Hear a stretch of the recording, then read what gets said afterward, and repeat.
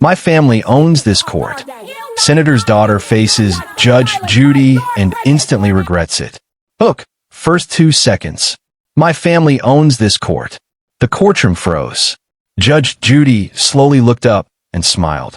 That smile meant someone's life was about to change forever. The bailiff called the case, and the doors swung open. In walked Madison Hale, 23 years old, designer heels clicking like she owned the floor beneath her feet. Her sunglasses stayed on. Her phone stayed in her hand. She didn't look nervous. She looked bored. Behind her, whispers spread across the gallery. That's the senator's daughter. She's never been held accountable. She'll walk free. Madison adjusted her blazer, glanced at the judge's bench, and smirked. Judge Judy Scheinlin sat silently, flipping through the case file. Her face gave nothing away. Years on the bench had taught her one thing. The loudest people are usually the weakest. The plaintiff, Rachel Morgan, sat at the opposite table. Early 30s. Tired eyes. Hands trembling. She wasn't rich. She wasn't powerful. She was here because Madison had totaled her car in a hit and run, then laughed about it online. Rachel had lost her job, her car, nearly her life.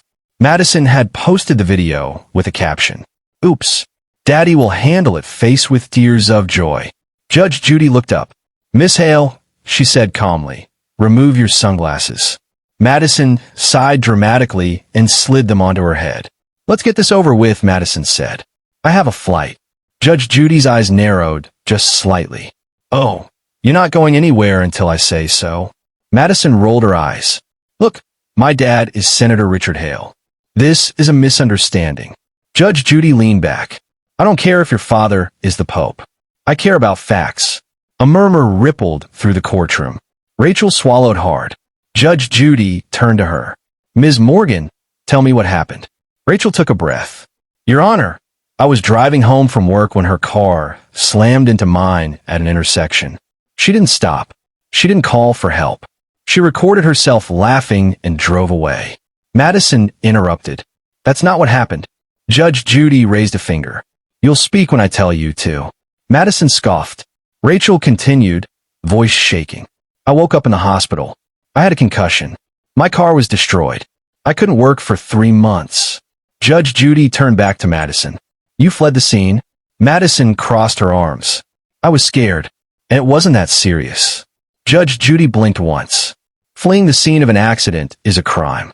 Madison laughed. Actually laughed. Come on. Do you know who my father is? That's when Judge Judy stopped writing. Say that again, she said quietly. Madison leaned forward, confidence spilling over. My family OWNS this court. The air vanished from the room. Rachel's eyes widened. The bailiff stiffened. Even the cameraman froze. Judge Judy stared at Madison for a long moment. Then she smiled. That was the moment Madison should have been afraid. You're about to learn something, Judge Judy said. Courts are owned by the law, not by spoiled children. Madison's smile faded. Judge Judy turned to the bailiff. Play the video evidence. The screen lit up. Madison's own face appeared, laughing behind the wheel. Oh my God, I totally hit her. She laughed harder. Whatever. Daddy will fix it. The courtroom erupted in gasps. Madison stood up. That video was private. Judge Judy slammed her gavel. Sit. Down. Madison froze, then sat. Judge Judy leaned forward. You mocked a woman you injured. You fled a crime scene. And you think your last name protects you. Madison's voice cracked slightly. This is harassment. Judge Judy shook her head. No, this is accountability. She turned to Rachel. Ms. Morgan, how much are you seeking? Rachel swallowed. $35,000.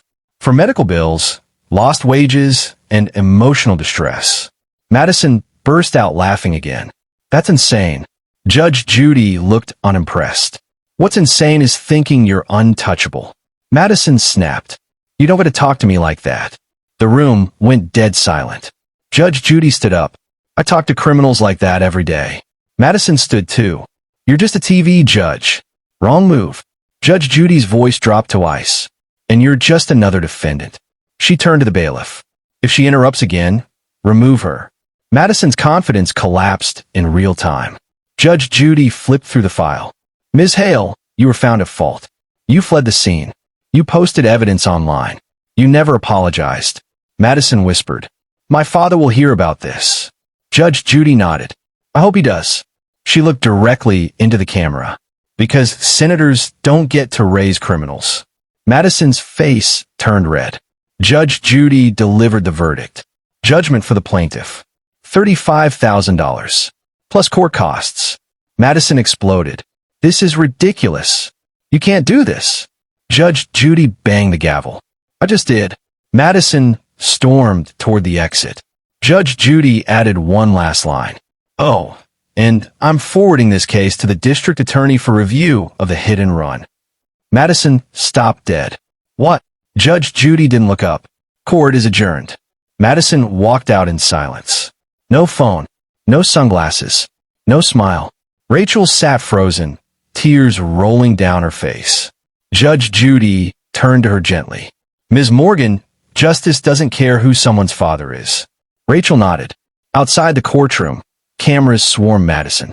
But for the first time in her life, she had nothing to say. "Yendi,